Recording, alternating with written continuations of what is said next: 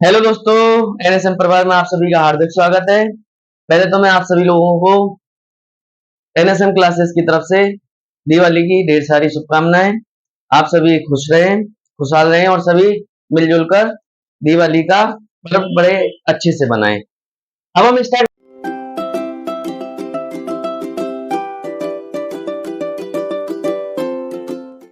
करते हैं, कल के चैप्टर को कंटिन्यू करते हैं। चैप्टर नंबर 1 हमारे पास क्या था, 1.2 एक्सरसाइज चल रही थी जहां पर हम 1.1 और 1.2 फंक्शन के बारे में जान रहे थे।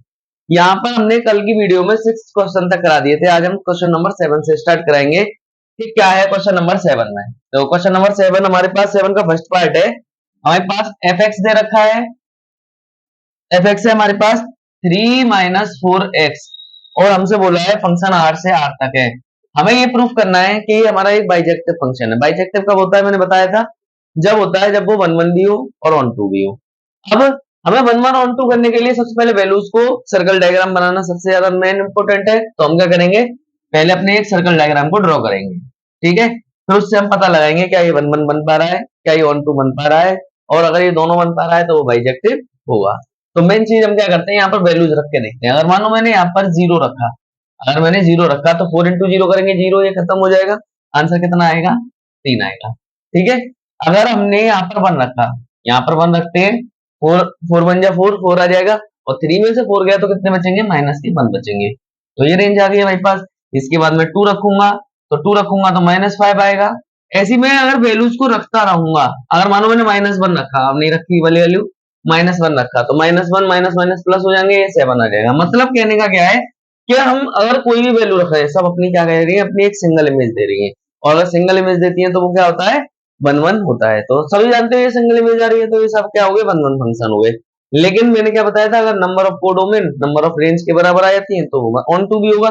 तो ये हमें मालूम पड़ रहा है जितनी हम कोडोमेन आ रही है उतनी हमारी रेंज आ रही है, तो ये हमारा ऑन टू भी हुआ, इसलिए बाइजेक्टिव फंक्शन है। बस लिखना आना चाहिए, लिखते कैसे हैं ये देखते हैं। 1 1 के लिए हम क्या लिखेंगे, 1 1 के लिए हम लिखेंगे यस इट इज 1 1 फंक्शन। ये हमारा एक 1 1 फंक्शन है। बिकॉज रीजन जरूर लिखेंगे, रीजन नहीं लिखोगे तो पहचानेगा कैसे। Because this function is unique image. क्या कर रहा है, ये एक यूनिक इमेज प्रिपेयर कर रहा है, और जब यूनिक इमेज होगी तो वो फंक्शन होगा, ठीक है। उसके बाद ऑन टू के बारे में बात करते हैं। ऑन टू फंक्शन क्या है, ऑन टू फंक्शन मैंने तुम्हें क्या बताया था, कोडोमेन अगर रेंज के बराबर आ जाती है, इधर वाला हिस्सा इधर वाले के बराबर आ जाता है तो हमारा क्या होगा, वो ऑन टू फंक्शन होगा। तो हम क्या लिखेंगे, यस बिकॉज, लिखेंगे बिकॉज कोडोमेन हमारी क्या है, कोडोमेन हमारी रेंज के बराबर है, ठीक है। तो ये भी हमारा क्या हो गया, बिल्कुल सेट हो गया ऑन टू भी। और जब ये 1 1 और 1 2 दोनों हो गया तो ये क्या होगा, बाइजेक्टिव होगा। तो हम लिखेंगे yes it is bijective, it is bijective function. और मैंने तुम्हें बताया था बाइजेक्टिव कब होता है, जब हम 1 1 और 1 2 दोनों कंडीशन को अप्लाई कर लेते हैं। ये हमारा क्वेश्चन नंबर 7 का पहला पार्ट हो गया। फटाफट से एक स्क्रीनशॉट लेते हैं इसका, फिर करेंगे इसका क्वेश्चन नंबर 2 क्या है। क्वेश्चन नंबर 2 पार्ट करेंगे इसका।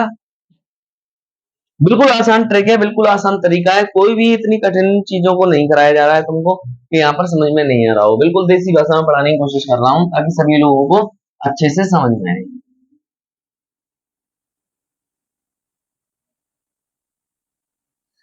अरे ये गलत मिटा दिए। चलो 7 का सेकंड पार्ट हमारे पास क्या है, लैंग्वेज। अभी वाली लैंग्वेज रखेंगे, सिर्फ मैं बताऊंगा ये बाइजेक्टिव हो रहा है या बाइजेक्टिव नहीं हो रहा है। एफ एक्स बराबर हमारे पास क्या है, एफ एक्स बराबर है 1 प्लस एक्स स्क्वायर, ठीक है। 1 प्लस एक्स स्क्वायर है, तो यहाँ पर अगर मैं बाइजेक्टिव करने के लिए करूंगा तो हमारे पास क्या हो जाएगा, यहाँ अगर मैं 1 रखता हूँ तो आंसर कितना आ जाएगा, 2 आ जाएगा। अगर मैं 2 रखता हूँ 5 आएगा, 3 रखता हूँ 10 आएगा, 4 रखता हूँ 17 आएगा। मतलब कहने का क्या है कि हमारी यूनिक इमेज ही बनेंगी, और जब यूनिक इमेज बनेंगी तो 1 1 भी होगा और 1 2 भी होगा और बाइजेक्टिव भी होगा। तो हम क्या लिखेंगे, ये 1 1 फंक्शन भी है। तो लैंग्वेज अभी वाली में से लिखोगे, बिकॉज क्योंकि अगर मैं हर एक की लैंग्वेज इतनी लेंथ दिखाऊंगा तो हमारी वीडियो थोड़ी ज्यादा लार्ज हो जाएगी, जिसमें तुम्हें क्या होगा, करने में दिक्कत होगी। तुम्हें क्या करना है, शॉर्टली यहाँ पर समझना है। लैंग्वेज तो मैं अभी मैं लिखा चुका हूँ पूरी की पूरी, वहीं से हमारी लैंग्वेज को उठा लेना है। बिल्कुल इसके फर्स्ट वाले पार्ट में से लैंग्वेज को लेना है। यहाँ पर सारी चीजें समझाने की ये थी कि यहाँ पर सिंगल इमेज दे रहा है तो ये 1 1 है, जितने कोडोमेन है उतनी रेंज है तो ये ऑन 2 है, और जब ये दोनों को सेटिस्फाई कर रहा है तो ये बाइजेक्टिव भी होगा। ठीक है, ये हमारा इस क्वेश्चन का आंसर हो गया। फटाफट से इसका भी एक स्क्रीनशॉट लेते हैं। अब करते हैं क्वेश्चन नंबर 8 क्या है हमारे पास। क्वेश्चन नंबर 8 भी बहुत इजी है, जल्दी समझ में आने वाला है तुम्हें वो भी।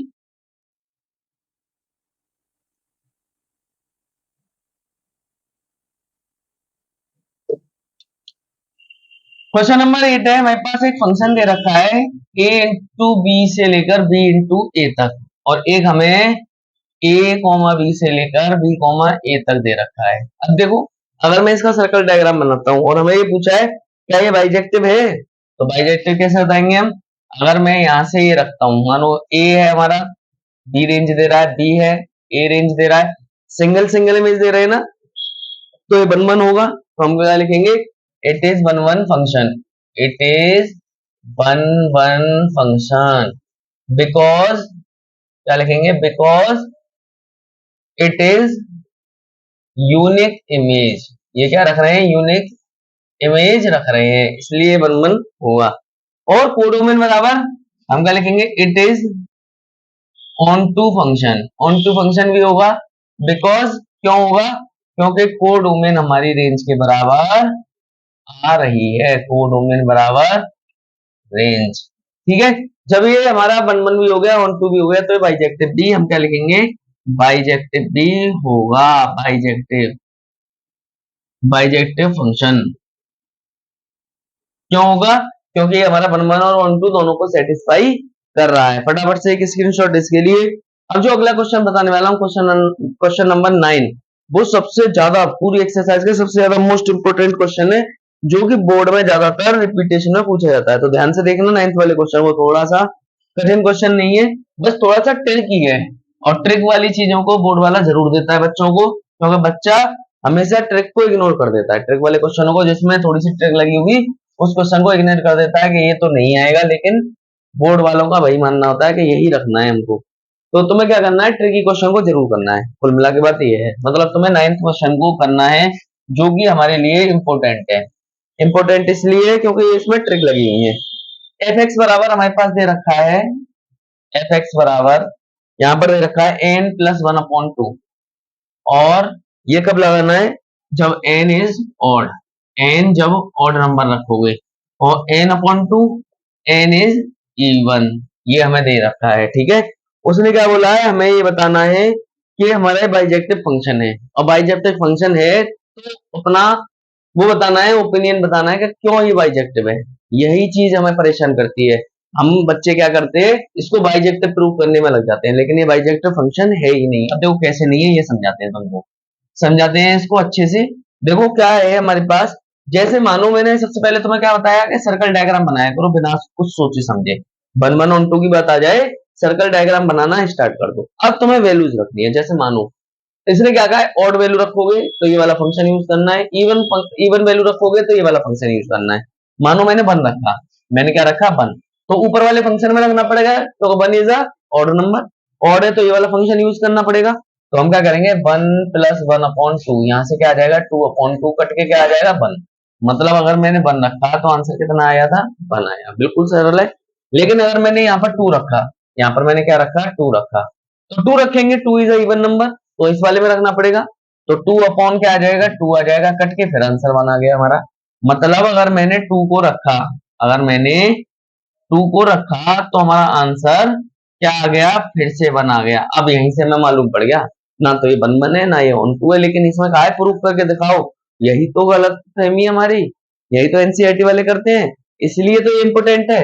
इसलिए इंपोर्टेंट क्यों है, क्योंकि इसमें हम क्या करेंगे, इसको बाइजेक्टिव प्रूफ करने में लग जाएंगे, लेकिन ये बाइजेक्टिव है नहीं, इस चीज का ध्यान रखना है इसमें। अब मानो मैंने 3 रखा, 3 यहाँ रखना पड़ेगा, 3 हमारा ऑड नंबर होता है, 3 और 1 4/2, तो कितना आ जाएगा हमारे पास आंसर 2 आ जाएगा। अगर मैंने यहाँ 3 रखा तो आंसर कितना आ गया हमारे पास, 2 आ गया, बिल्कुल बेहतरीन तरीके से। लेकिन अगर मैं यही 4 रखता हूँ, 4 इज इवन नंबर, तो 4/2 करेंगे कितना आ जाएगा 2 आएगा फिर से। तो अगर मैंने यहाँ से 4 रखा, तब भी आंसर कितना आ गया 2 आ गया। तो यहाँ से हमें क्या मालूम पड़ता है कि ना तो ये 1 1 है और ना ही ये ऑन टू है। बिकॉज 1 1 क्यों नहीं है?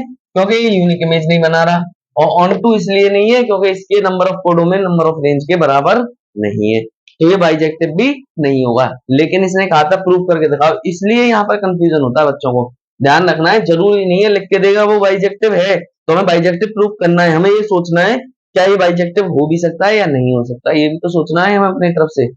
तो अब हम क्या करेंगे, पहले लिखेंगे 1 1 नहीं है, no this function is not 1 1 1 1 because it has not unique image। यहाँ पर ये यूनिक इमेज को नहीं रख रहा है, इसलिए 1 1 नहीं है। ऑन टू क्यों नहीं है इसके बारे में भी बात कर लेते हैं। ऑन टू इसलिए नहीं है, ऑन टू नो बिकॉज, क्यों लिखेंगे, क्योंकि कोडोमेन हमारी रेंज के बराबर, codomain does not equal to range. हम क्या लिखेंगे, कोडोमेन हमारी रेंज के बराबर नहीं है, और जब ये दोनों ही बराबर नहीं है तो ये बाइजेक्टिव भी, क्या कहेंगे हम, बाइजेक्टिव भी नहीं है। ठीक है, ये हमारा क्या हो गया, इस क्वेश्चन का आंसर हो गया। फटाफट से एक स्क्रीनशॉट मोस्ट इंपोर्टेंट क्वेश्चन का लगा लीजिए, ये तुम्हारे बोर्ड में क्वेश्चन आने वाला है इस साल भी, ध्यान से करना है आपको।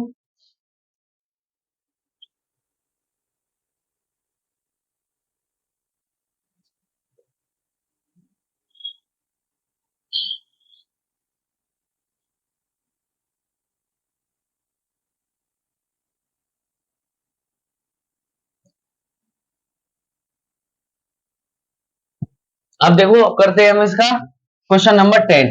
इस पे भी इंपोर्टेंट लिख लेना, ये भी इंपोर्टेंट है बहुत ज्यादा, क्योंकि तो इसमें थोड़ा सा घुमावदार दे दिया है, ये क्वेश्चन को घुमा दिया गया है।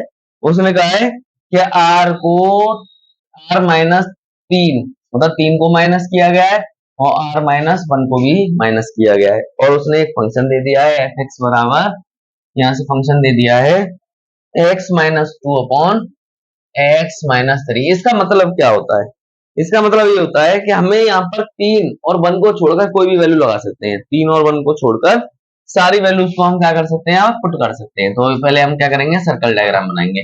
सर्कल डायग्राम बनाया, 1 नहीं रख सकते क्योंकि उसने मना किया 1 को नहीं रखेंगे। 2 रख सकते हैं, अगर मैंने यहाँ 2 रखा, 2 माइनस 2 0, नीचे कुछ भी आ जाए आंसर क्या रहेगा, 0 ही रहेगा ना। अगर मैंने यहाँ पर 2 रखा तो हमारा क्या आ गया, आंसर 0 आ गया, बहुत बढ़िया। इसके बाद हम क्या करेंगे, 3 नहीं रख सकते, इसने मना किया बिल्कुल, 3 को नहीं रख सकते हैं, 4 रख सकते हैं। 4 रख के देख लेते हैं, 4 माइनस 2 अपॉन 4 माइनस 3 कितना आ जाएगा, 2 अपॉन 1। तो अगर मैंने यहाँ पर 4 रखा तो कितना आ गया हमारे पास, 1 आ गया। ठीक है, इसके बाद मैं अगर यहाँ पर 5 रखता हूँ तो 5 माइनस 2, 5 माइनस 3 कितना आ जाएगा, 3 अपॉन 2 आ जाएगा। अगर मैंने 5 रखा तो 3 अपॉन 2 आ गया। अगर मैं यहाँ 6 रखता हूँ तो कितना आएगा भाई, 6 में से 2 गए, 4 अपॉन 3 कितना आ जाएगा, 4 अपॉन 3। कहने का मतलब क्या है कि ये बाइजेक्टिव फंक्शन होगा, बिकॉज क्योंकि अगर हम सिंगल वैल्यूज को रख रहे हैं तो ये क्या होगा, सिंगल वैल्यूज ही दे रहा है, मतलब सिंगल इमेज हमारी यहाँ पे बन रही है, एक से एक फंक्शन ही आ रहा है, तो हमारा क्या होगा, 1 1 फंक्शन होगा। तो सबसे पहली चीज हम क्या करेंगे, यहाँ पर हम क्या लिखेंगे, 1 1 है ये, दिस फंक्शन इज 1 1, ये 1 1 है, बिकॉज क्या लिखेंगे, because it has unique image. देखो ये 1 1 है, 1 1 फंक्शन है। इसके बाद ऑन टू के बारे में बात कर लेते हैं, हम क्या लिखेंगे, onto, onto function है या नहीं इसके बारे में बात करते हैं। हम क्या लिखेंगे, यस ऑन टू भी है। क्यों है, क्योंकि कोडोमेन हमारी किसके बराबर आ रही है, कोडोमेन बराबर रेंज आ रही है। अगर दोनों बराबर हैं तो ये ऑन टू फंक्शन है।